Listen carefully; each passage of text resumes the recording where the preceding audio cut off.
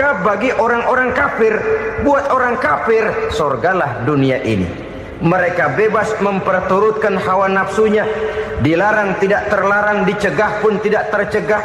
Mereka hidup menurut alur bisikan nafsu mereka sendiri. Kemudian bila ajal datang, maut merenggut nyawa, selesailah surganya sampai di situ. Maka bagi orang-orang yang tidak percaya kepada adanya akhirat, kepada adanya alam gaib, surganya sebatas umurnya. Sekali lagi, surganya sebatas umurnya. Bila umur selesai, ajal pun datang merenggut nyawa, selesailah sudah surganya sampai di situ. Alangkah pendeknya perjalanan orang-orang yang tidak percaya kepada alam gaib ini. Bagi kita mukmin, jikalau kita mampu memenjarakan hawa nafsu, kita bisa bahagia di dunia ini. Dan Islam memang tidak menyuruh kita sengsara di dunia. Raih dunia, kejar dunia, gapai dunia sebagai alat untuk mencapai kebahagiaan di akhirat nanti. Hidup adalah satu perjalanan panjang yang terbentang sejak kita terlahir dari alam rahim sampai kepada alam akhirat nanti. Andai kata kita gagal meraih kebahagiaan di dunia, toh kita masih punya akhirat. Tapi jangan jadi dalil yang melemahkan semangat. Biarin dah kita di dunia kebelangsak, yang penting akhirat. Akhirnya dunia benar-benar kebelangsak. Bagaimana dunia ini bisa kita raih, dan bagaimana meraih dunia untuk menunjang kepentingan akhirat nanti. Yang kedua, dari pikiran Heiner yang saya lihat menggejala di lingkungan masyarakat bangsa kita, timbulnya manusia-manusia netral. Seolah-olah Tuhan yes, agama no. Sama Tuhan percaya, agama ogah. Tuhan ngangguk, giliran agama godeng. Padahal hampir dalam setiap ayat dalam Quran, kata-kata amanu biasanya bergandeng dengan wa amilus sholihat. Iman dan amal soleh. Ini sebagai isyarat Tuhan dan agama jangan pernah dipisah-pisah. Apabila kita bertuhan, maka kita harus beragama. Apabila kita beragama, maka agama itu harus bersumberkan dari Tuhan yang kita imani itu. Tidak mungkin kita pisah, Tuhan yes, agama no. Sama Tuhan percaya tapi agama bikin sendiri. Sembayangnya cukup bengong 2 jam madep ngulon.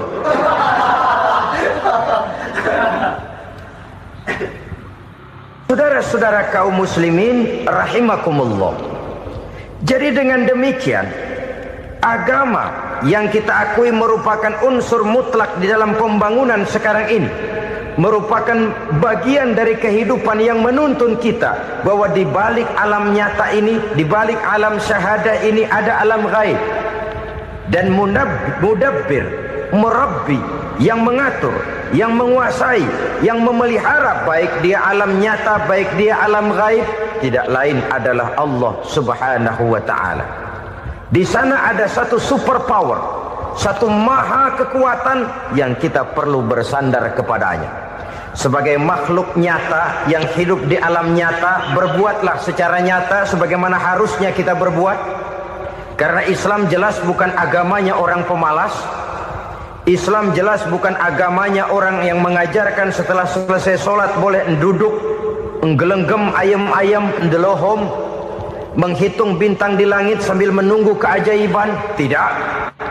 Islam adalah agama yang mengajarkan apabila sholat sudah selesai kamu kerjakan, bertebaranlah di permukaan bumi, cari karunia Tuhanmu. Jangan hidup berpangku tangan menunggu keajaiban. Karena hidup bukan undian. Jangan berharap untung besar tanpa mau peras keringat. Tapi di sebalik itu toh kita juga harus yakin bahwa di sisi usaha nyata yang kita lakukan ada satu super power, satu maha kekuatan gaib yang menentukan berhasil dan tidaknya usaha kita. Kepercayaan kepada hal semacam inilah yang mendorong kita untuk mempunyai sandaran vertikal, agar jikalau usaha ini berhasil, kita tidak lupa diri dan lupa daratan. Jikalau usaha ini gagal, kita tidak putus asa dan buruk sangka, tidak cupik pandangan dan sempit hati. tapi mampu melihat persoalan dengan kacamata putih sambil husnuzon kepada Allah Subhanahu wa ta'ala. Kita percaya malaikat itu ada. Ada yang namanya raqib dan atid, mengawasi gerak hidup kita sampai kepada gerak hati kita. Ini memberikan sugesti agar kita berhati-hati. Tidak sejengkal tanah pun kita bisa berlindung dari pengawasan raqib dan atid. Ada munkar nakir yang akan menyoal kita di alam kubur. Ada malaikat Malik, penjaga neraka. Ada malaikat Ridwan yang menjaga surga. Kita percaya kepada adanya jin. Kita percaya kepada adanya setan, iblis. Percaya kepada adanya, bukan mempercayai si setan, si iblis lalu menjadikannya sebagai teman. Tidak. Percaya bahwa mereka itu ada dan merupakan makhluk Allah yang gaib yang diciptakan Allah Azza wa Jalla. Kepercayaan kepada alam gaib memberikan motivasi terhadap gerak lahir manusia. Sehingga dengan motivasi kepercayaan kepada yang gaib, gerak lahir jadi lebih terarah, jadi lebih terpelihara. Pernah seseorang bertanya, "Pak, apakah adanya akhirat bisa dibuktikan secara ilmiah?" Saya bilang tidak bisa, tidak bisa. Kenapa? Karena yang berangkat nggak pernah pulang kemari lagi. Kalau dia pulang kemari bisa kita tanya bagaimana enak di sono. Cuma secara moral saya katakan, lebih beruntung orang yang percaya kepada akhirat daripada yang tidak. Sekarang saudara percaya akhirat ada, lalu saudara baik-baik di dunia, sholat, puasa, zakat, menolong orang lain, menebarkan kebajikan. Saudara mati, andai kata akhirat tidak ada, toh dalam hidup saudara sudah berbuat baik. Paling tidak nama saudara akan dikenang sebagai orang baik. Sebaliknya, saudara percaya, kata saya, bahwa akhirat tidak ada, lalu hidup semau-maunya, tenggelam dalam maksiat dan munkarat, menentang Allah, tidak mau ruku dan sujud. Lalu saudara mati, kemudian akhirat ada. Ayo, mau apa? Bekal tidak punya. Jadi secara moral lebih beruntung orang yang percaya kepada adanya akhirat daripada yang tidak percaya. Dan itu alam gaib yang tidak bisa dibuktikan secara eksat. Jangankan untuk membuktikan seperti itu, dalam kehidupan sehari-hari saja yang kita rasakan tidak selalu berbentuk toh. Angin, bagaimana sih bentuknya angin? Kita tidak tahu. Merah, buktinya kalau dikerok merah. Yang merah itu kulit, yang kulit kita bukan anginnya. Sakit, rasa sakit itu ada, tapi bagaimana bentuk sakit kita nggak pernah tahu. Kalau kita makan cabai pedas, bagaimana bentuk pedas itu tidak ada, tapi rasa ada. Bentuk pedas hijau, cabainya bukan pedasnya. Tidak semua yang kita rasakan bisa kita gambarkan dalam bentuk yang konkret. Oleh karena itu, sekali lagi bahwa kepercayaan kepada alam yang gaib mampu memberikan satu sugesti yang menata kehidupan seseorang lebih lurus, lebih terarah, dan lebih terkendali. Maka wajar kalau kepercayaan kepada yang gaib mengantarkan seseorang untuk meraih kemenangan. Kenapa? Dia percaya kepada yang gaib, bahwa akhirat ada, bahwa alam kubur ada, bahwa pertanggungan jawab itu ada. Maka dia lalu tidak hidup saenae udele dewe gitu loh. Tidak hidup menurut seleranya sendiri, terarah, teratur. Ini cirinya yang pertama. Orang bertakwa yang akan meraih kemenangan, mereka beriman, mereka percaya kepada yang gaib. Bahkan hal-hal konkret saja selalu berangkat dari yang gaib. Saudara-saudara, para remaja, para pemuda sekarang ini tidak pernah tahu toh siapa yang akan jadi teman hidup saudara. Kita bisa saja ngerancang, mentargetkan, tapi toh akhirnya yang namanya jodoh bukan kekuasaan kita. Rezeki di luar kemampuan kita. Begitu juga ajal. maut, jodoh, ajal adalah contoh-contoh konkret bahwa pada akhirnya yang gaib lah yang menentukan. Bertahun-tahun ngelancong, emang jodoh seret nggak jadi.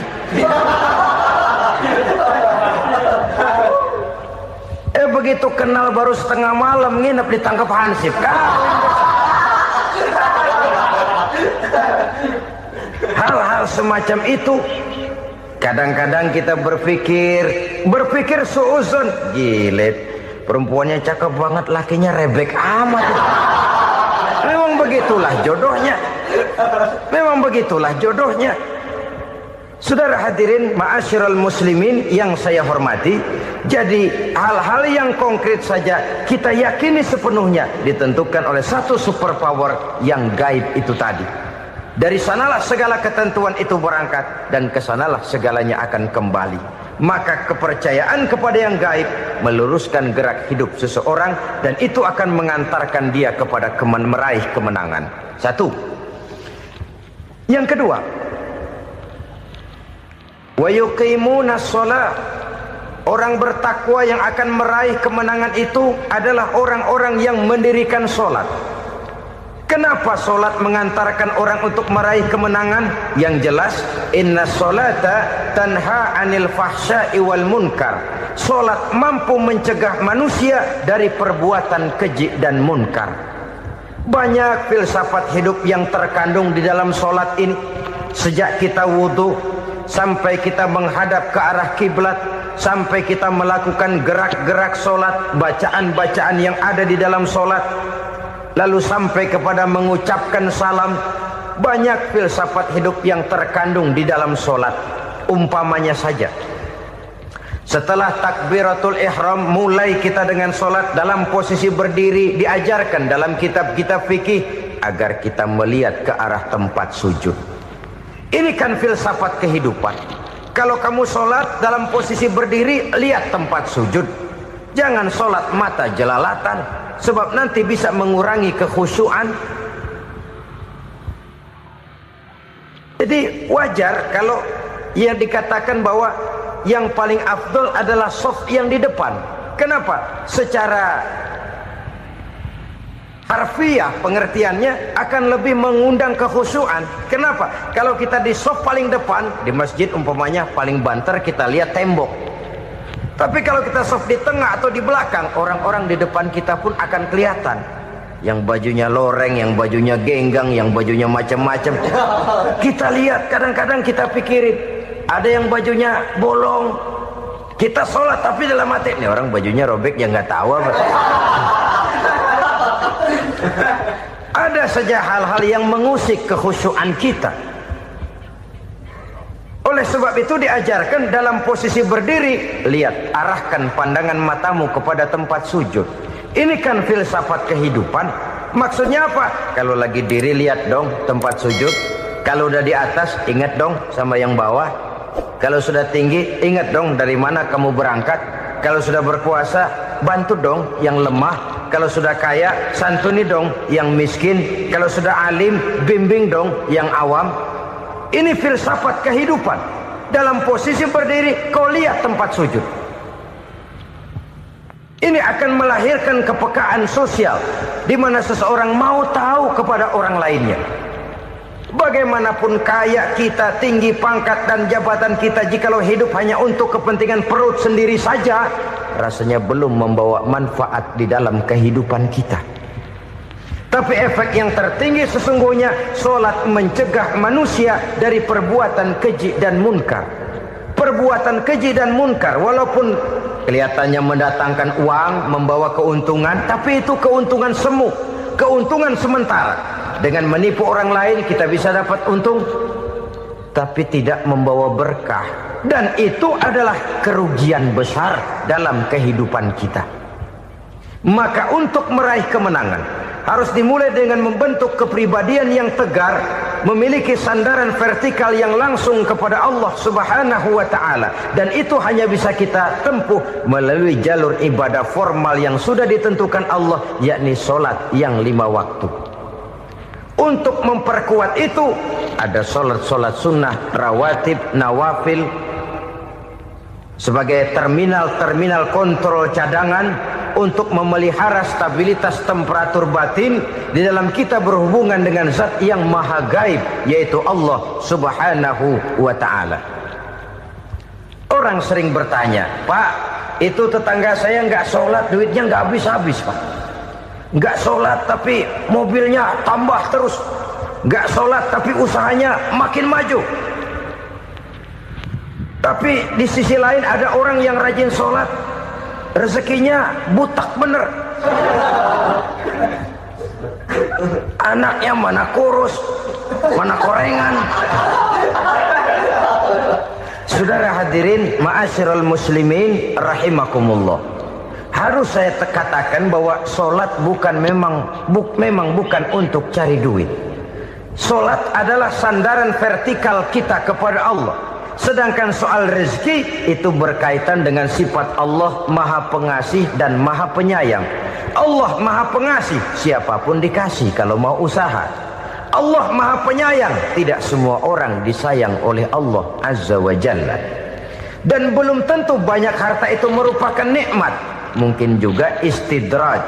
Artinya istidraj itu dikasih tapi diambulin, kalau bahasa Betawinya itu.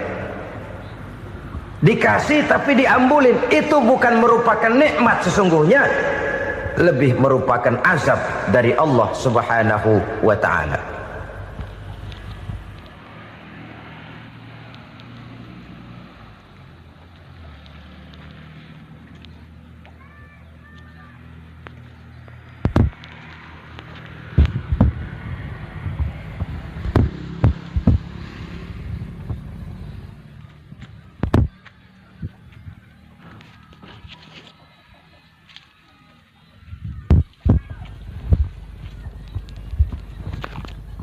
Agama mempunyai sistem sholat, dan kita umat Islam telah dituntun oleh Allah subhanahu wa ta'ala yang wajibnya 5 kali dalam sehari semalam mendirikan sholat, dan itu tentu berada dalam jangkauan kemampuan manusia.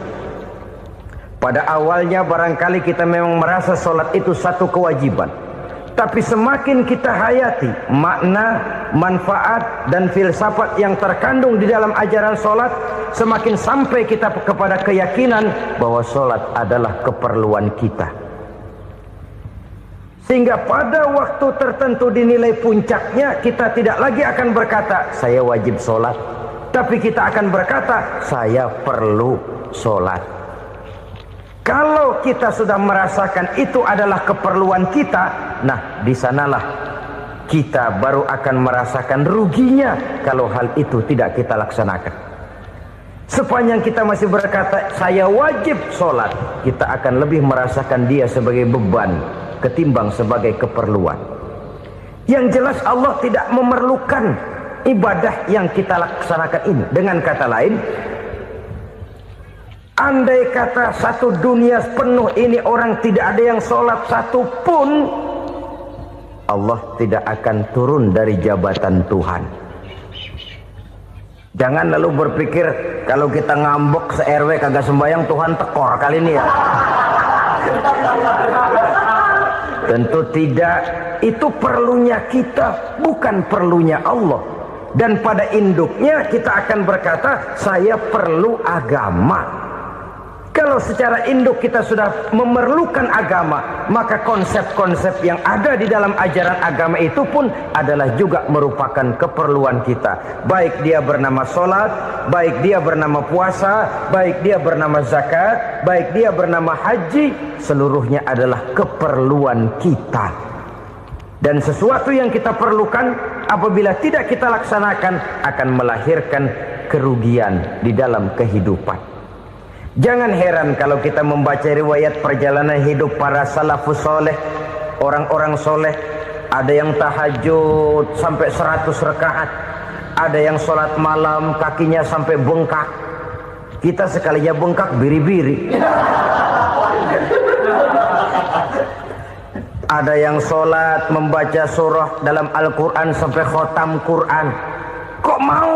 Mereka sudah merasakan itu keperluan. Itu saja soalnya. Suatu saat pun jikalau kita merasa bahwa itu keperluan saya, kita pun akan melaksanakan seperti itu. Keperluan saya dalam kehidupan. Inilah yang kedua.